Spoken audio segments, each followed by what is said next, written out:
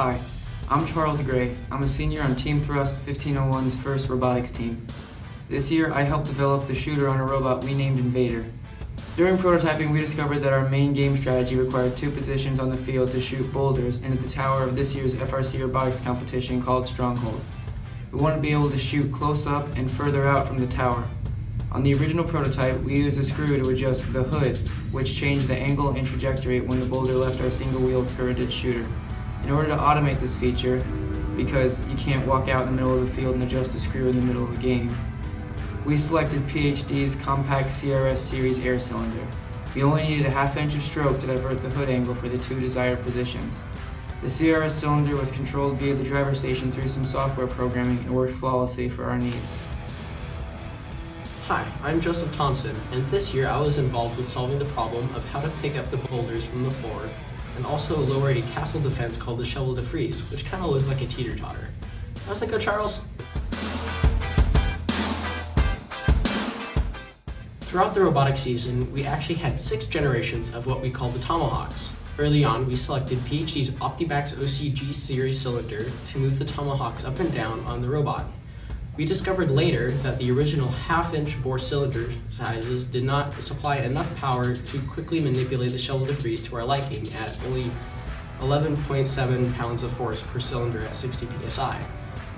We eventually swapped out the original cylinders to a larger 3/4 inch bore size, which produced 53.6 pounds of downward force for the pair versus the original 23.4 pounds for the half-inch bore. We are thankful to have PhD as a sponsor that allows us the ability to gain engineering experience by applying air cylinders to our Tomahawk mechanism.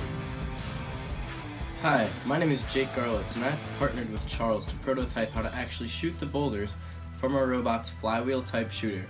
After we picked the boulder off the ground, we had to cue or hold the boulder in our machine until the driver was ready to launch it at the castle tower. Because our wheel-type shooter required a bit of spin-up time, we needed a way to index the boulder into the spinning wheel. Once again, we looked into the OptiMax OCG cylinder, and that connected to a 1 to 4 lever arm that one of our mentors helped us with. That lever kicked the boulder into the shooter, kind of like this. Wait, Charles, how's that go? Hi, my name is Sharon Simon. I am the lead electrical sub-team student lead on Team 1501.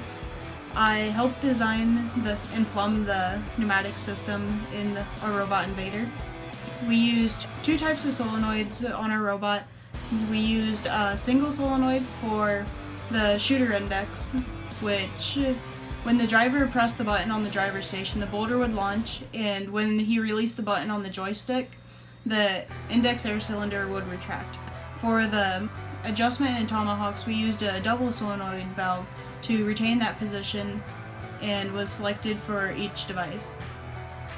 Hi, my name is Carnage. This is my last year in T1501, and I was the robot driver. Over the past 4 years I've been on the robotics team, I've learned a lot about pneumatics and how to apply them on our robots. This year, we use a new PhD product called OptiMax that replaced our old Bimba cylinder standard. We like the OCG cylinders probably because of the off-the-shelf mounting brackets that are optional and the ease of use.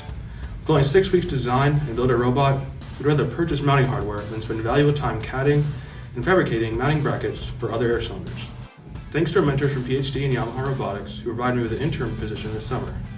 I'll be attending IPW this fall to study mechanical engineering. The learning experience I've gained has been an invaluable start to my career. Thank you, PhD, for the early pneumatic experience.